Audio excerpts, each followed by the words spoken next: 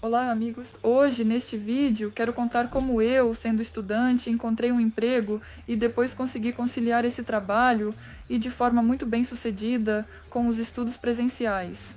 Agora estamos no verão, época em que estudantes ou recém-formados do ensino médio procuram emprego ou um bico. Por isso, neste vídeo, quero refletir sobre o tema do trabalho durante os anos de faculdade. E sabem, como isso aconteceu comigo há 5 anos, eu posso olhar para isso um pouco de fora, avaliar minha experiência passada, tirar algumas conclusões sobre quais decisões foram acertadas e quais não foram tão boas. Ano de 2019. Termino o ensino fundamental, concluo o 9º ano e entro na faculdade para estudar presencialmente. Como eu morava antes em uma cidade pequena, me mudei para uma cidade grande. Essa cidade era Perm. Talvez algum de vocês também seja de lá, escrevam nos comentários. Eu me mudei para Perm, comecei a estudar lá e, consequentemente, comecei a morar sozinha. E então, no verão, enquanto eu procurava um apartamento para onde iria me mudar, enviava documentos, fazia a matrícula, toda essa história, eu também percebia que queria não só estudar, mas já queria trabalhar, ter pelo menos uma pequena renda própria. E comecei a pensar sobre quais opções existiam. Meus amigos naquela época também começaram a procurar trabalho. Alguns só estavam pensando a respeito, outros já tinham conseguido um emprego e estavam trabalhando. E as opções que eu via entre meus amigos não me agradavam muito. Alguns iam trabalhar como garçons. Essa opção não me atraía, porque os turnos na área de alimentação duram 12 horas. Eu entendia que não queria trabalhar 12 horas em pé. Um dos meus amigos conseguiu um emprego como administrador em um hotel. Mas aqui o que não me agradava muito era o salário, porque quando você é garçom, pelo menos ainda recebe gorjetas, e no final das contas, sua renda é maior. Quando você é um administrador, então tudo lá é, bem, não muito cor-de-rosa, sim, em termos de salário. Alguns iam trabalhar em call center, basicamente vendendo por telefone. Eu entendia que isso seria para mim um super desafio, totalmente fora da minha zona de conforto. Eu estava, em resumo, simplesmente com medo, então nem considerei essa opção. Naquele momento, um caminho ficou muito claro para mim, exatamente o caminho que me agradava completamente. Esse caminho era trabalhar como profissional de beleza. Naquela época, eu ainda não entendia exatamente qual profissão ou procedimento de beleza eu queria escolher, mas sabia que trabalhar como profissional de beleza era algo que me atraía muito. Eu gostava disso porque entendia que poderia montar minha agenda de forma muito flexível. E, por exemplo, nos dias em que eu tenho aulas, posso atender apenas um cliente ou simplesmente agendar um, no máximo 2 clientes para mim. Se eu estiver de folga, posso agendar, por exemplo, 5 clientes e trabalhar mais. Essas são oportunidades muito legais. Aqui, se eu, por exemplo, fosse trabalhar como garçonete em algum restaurante, não conseguiria ajustar minha agenda de forma tão flexível e, digamos, trabalhar apenas 2 horas por dia. Definitivamente não daria certo. Também me atraía toda essa atmosfera, o fato de ser uma interação com mulheres, todas vêm para procedimentos de beleza, pessoas bonitas. E provavelmente o mais importante, eu entendia que a profissão de profissional de beleza é muito promissora.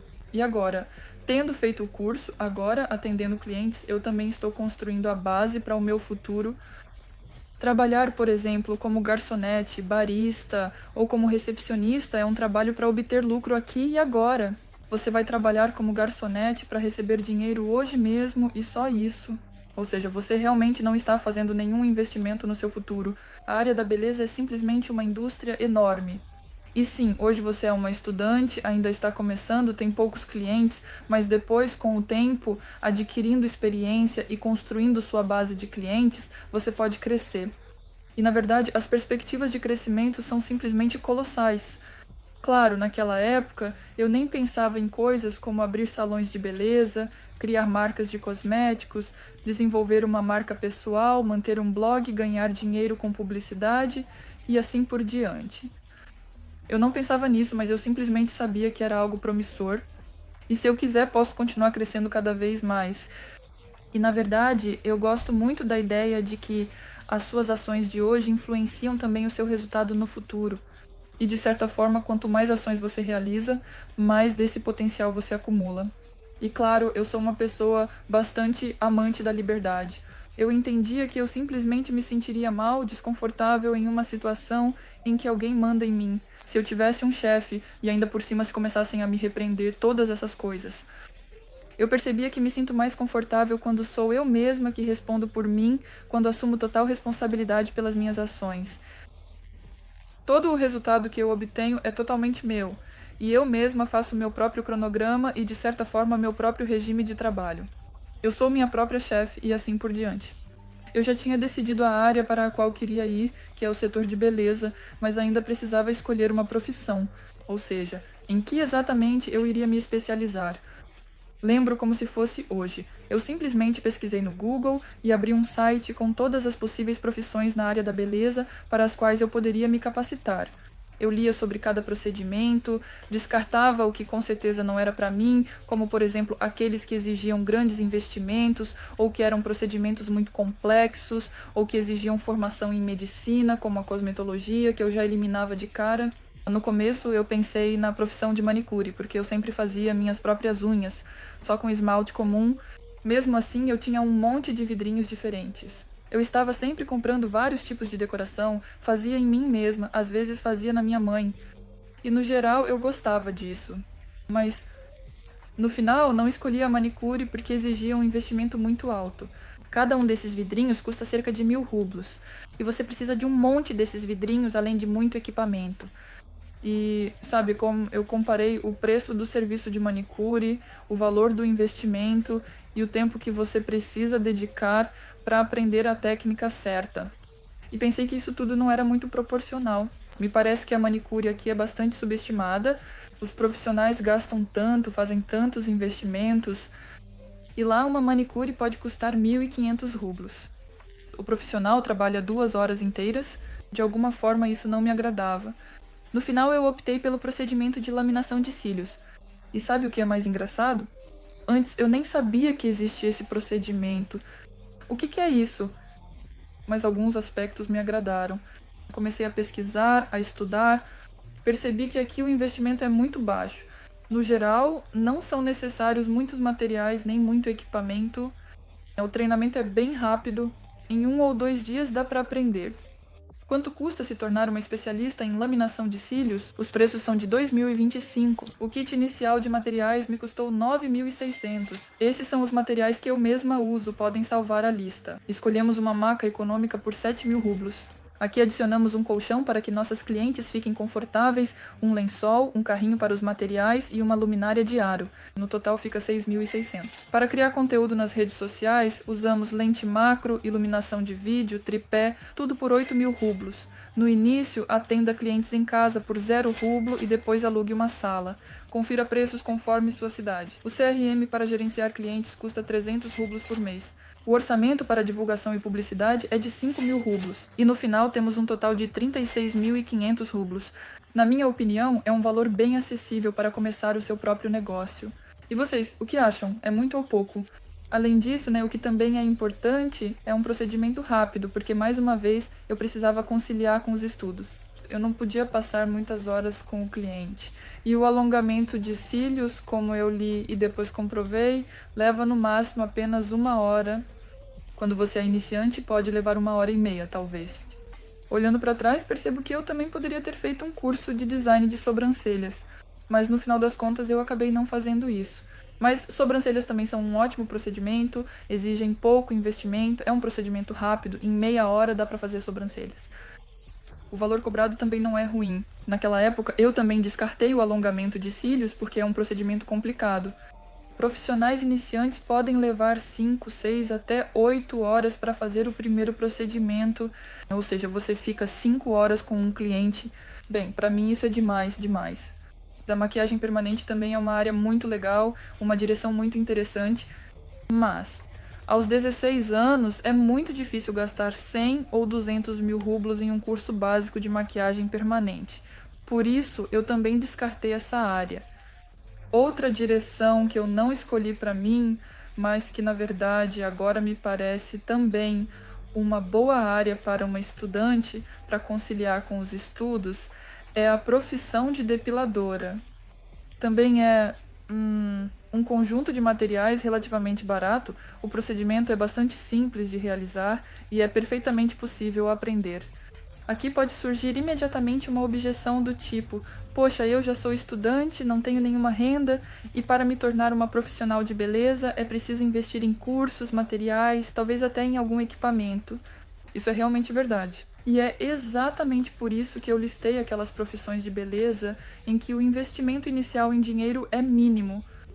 Essas são a profissional de laminação de cílios, a designer de sobrancelhas e a depiladora. Sim, para ser vendedora em uma barraca de sorvete não é preciso investir nada. Mas qual é o seu potencial lá? 1.500 rublos por um turno de 12 horas?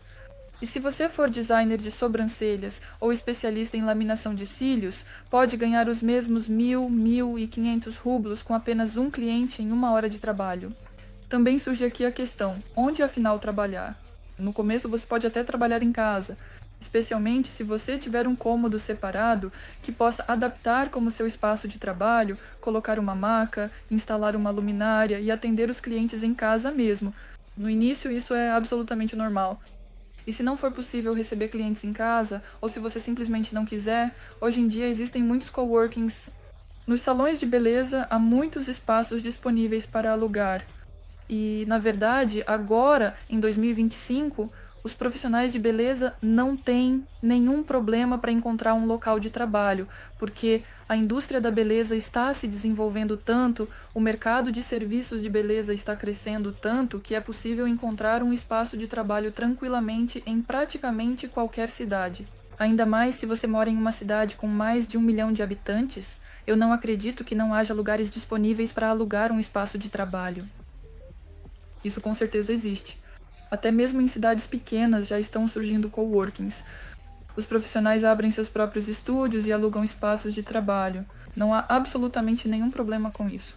É fácil, muito fácil encontrar um local de trabalho. A tarefa principal que vai surgir é aprender a realizar o seu procedimento com qualidade.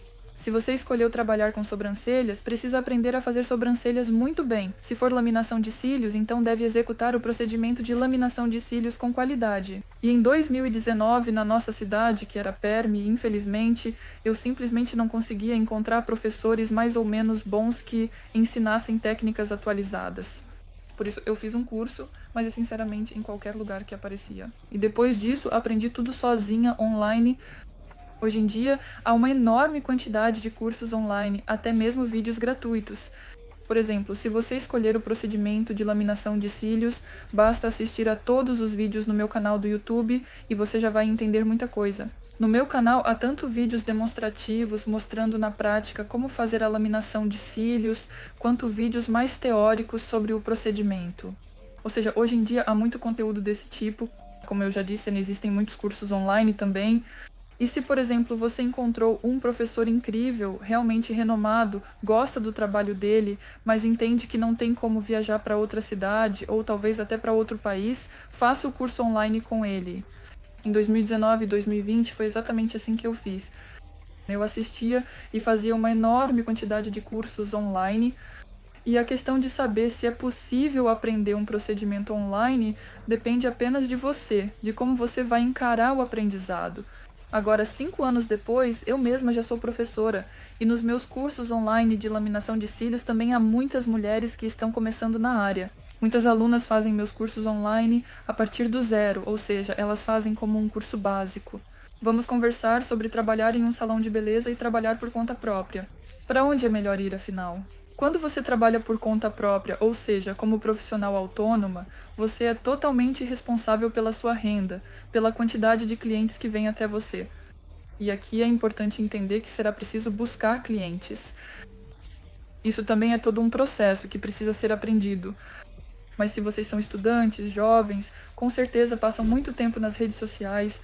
Por isso, o principal instrumento para encontrar clientes é administrar suas redes sociais, mostrar seu trabalho e atrair um novo público. E eu tenho certeza de que isso não será difícil para vocês. Provavelmente vocês mesmas já têm algum repertório acompanhando outros profissionais.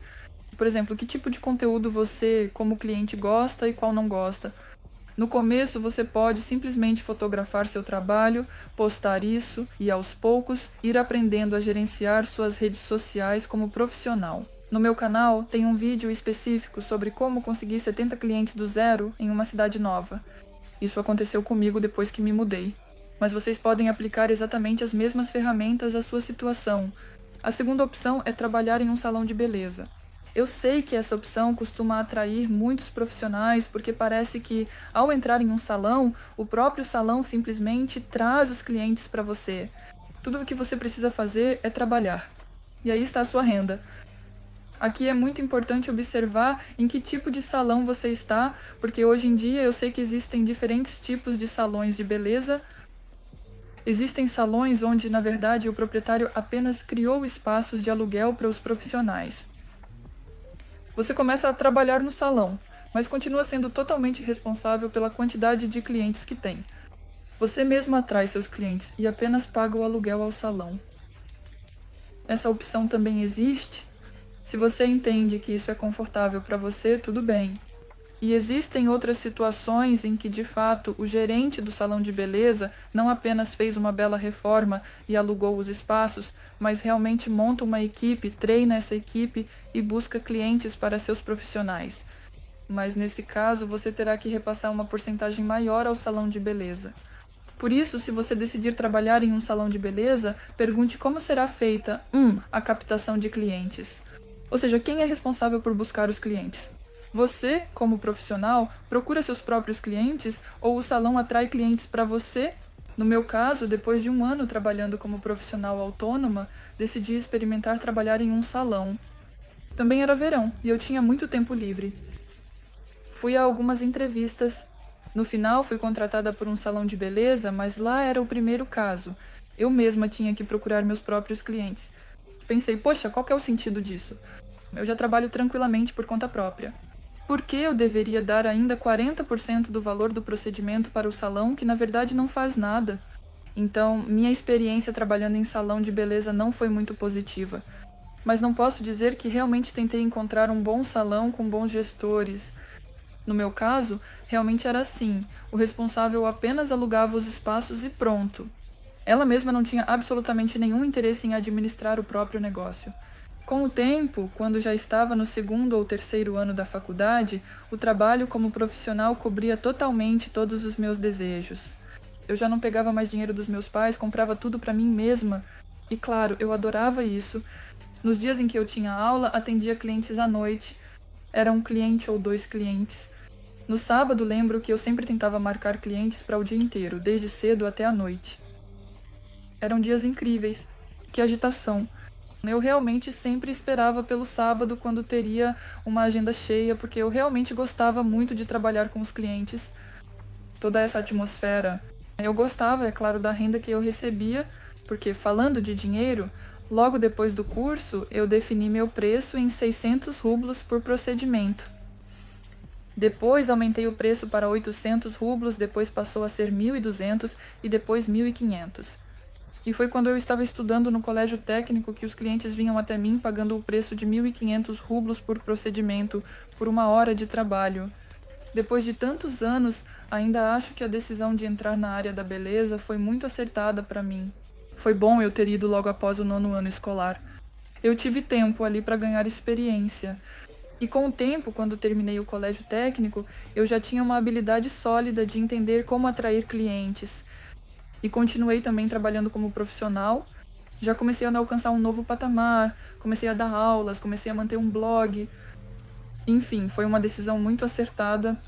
Obrigada por assistirem e nos vemos no próximo vídeo. Tchau, tchau!